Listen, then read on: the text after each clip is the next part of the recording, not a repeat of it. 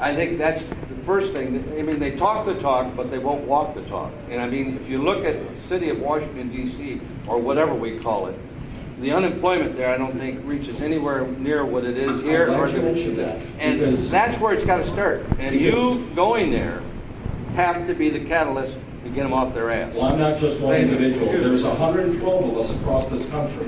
112 of us that have taken that pledge. There are 2 Democrats, by the way, and 110 Republicans. And the 2 Democrats are solid people as well. And we have taken this pledge of doing exactly just that. Because let me tell you, folks, the economy is booming. It's unbelievable. You wouldn't believe how great the economy is. And I know we're tight on time, and we're going to go over, if that's all right. If you have to leave, please feel free to leave. But I want to answer all your questions. But I did want to say this. Do you remember, because I grew up here in Oakland County, this is my home. And this is where my wife and I live. This is my home. Out of all the places I could have gone, this is my home. I love this place. I grew up when Oakland County was one of the richest counties. Do you remember when it was the 3rd or 4th richest counties in the world? No, in the country. Do you know where we are today? 60 what? 61st. You can Google the information, go to richest counties in the United States and see where we are, or even on the Forbes list. We're the 61st. We've fallen that much. Do you know where the richest ones are? Washington, D.C. Washington, D.C. and government agencies. Because there is no recession around government agencies.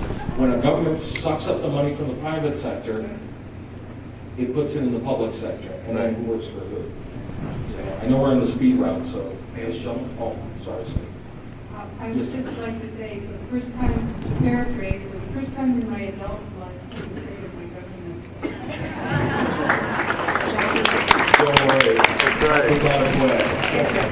But I heard Dr. Janda speak at one of your meetings, and would you please tell this group what Dr. Janda had to say about the stimulus bill and Dr. Ezekiel Emanuel and his funding, and how much has been funded through the stimulus bill, not the health care bill?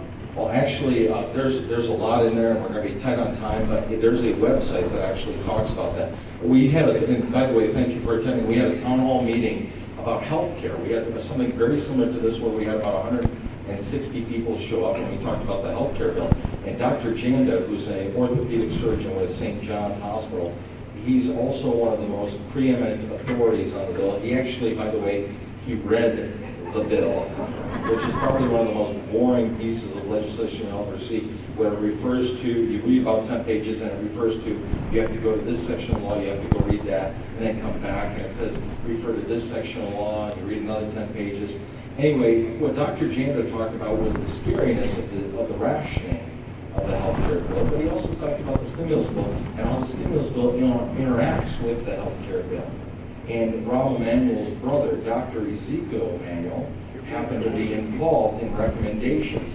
And he talked about health care rationing, and he talked about where certain money would be spent and where it wouldn't be spent. And folks, if you don't think health care rationing is on its way, it is. A very interesting thing that was told to me by Representative Candace Miller, who happens to be the representative from the East, and Representative Mike Rogers, who happens to be the representative from the West here. They both came to a function for me, and they talked about health care, and they both said that now that this bill that Nancy Pelosi said, you got to pass the bill to know what's in it, well, now we're finding out what's in it. And what's in it is, do you remember about 9-10 months ago, there was a report that said women between the ages of 40 and 49 don't need mammograms, it's a waste of money?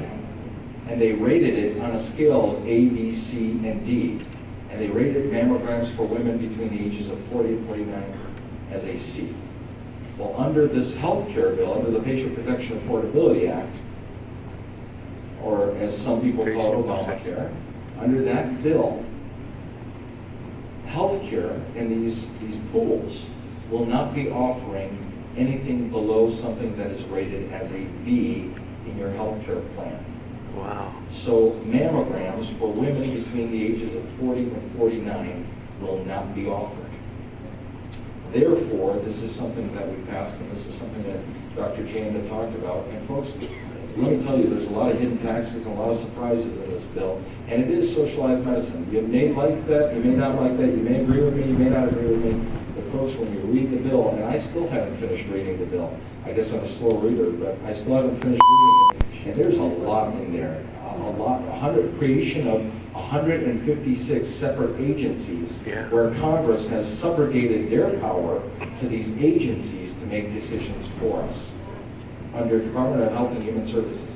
That's why Kathleen Sebelius, the Secretary of HHS, Health and Human Services, has come out and said to people, this is what we're going to start laying out in the next 10 months, starting in 2001, after the election. So I didn't quite answer your question, but if you go on the internet and punch in Dr. Janda, and spelled like you hear it, Janda, and talk about, and comma, stimulus, it'll pop up, and you can read it for yourselves.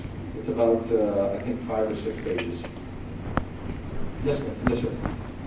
And by the way, if you have to leave, please feel free to leave, and I promise I won't take too much longer, and we'll do a speed round. Yes, sir. So when you get to Washington. Rocky, please. Right. When you get to Washington, repeat the final wave of repeal bills that will be coming your way. You will read every one of them. Yes, I will. For the record, I read pretty slow, but I will read them. But what's more important is not just to read a bill, but to comprehend it. I mean, to read something the Evelyn Wood way is fine, but unless you understand something, it kind of defeats the purpose. We need to truly understand things before we actually pass them. Yes, sir. Fannie Mae and Freddie Mac. Did big, huge disaster, what caused, you want to go to that one first? The gentleman's been raising his hand a lot. A big disaster which caused the economic tidal wave in the mortgage market. Folks, we've heard a lot about these derivatives and these tools. What happened with Freddie Mae and Fannie Mac were Freddie Mac, excuse me. Fannie Mae and Freddie Mac, thank you. What happens was they... The logo is trademarked, just so you know. Thank you. What they did was they took the bad mortgages and they put them in with big mortgages, with good mortgages, and threw them out into the market to be sold. Because they basically had about 40%